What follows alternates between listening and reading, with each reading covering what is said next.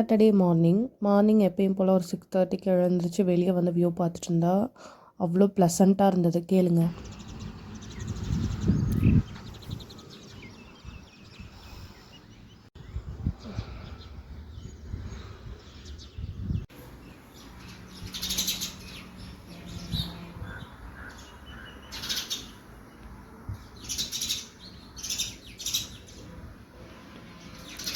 கேட்டிங்களா? எவ்வளோ அழகாக இருக்குது, கேட்கவே காதுக்கு ரொம்ப இனிமையாக இருக்குல்ல. இப்படி தான் டெய்லியும் வந்து கத்திட்ருக்கோம்.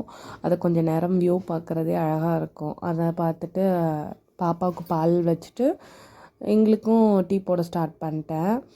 நேற்று வச்சு எனக்கு சாம்பாரும் இருந்தது, வெண்டைக்காய் குழம்பும் இருந்தது.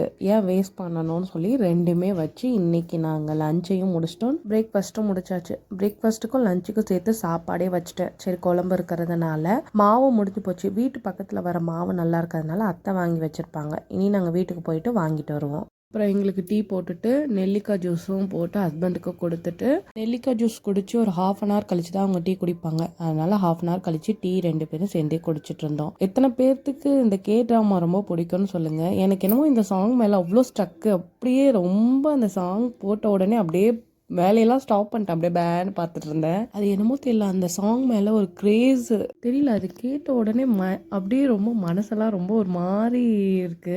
அந்த வாய்ஸா இல்லை அந்த மியூசிக்கா என்னன்னே தெரியல.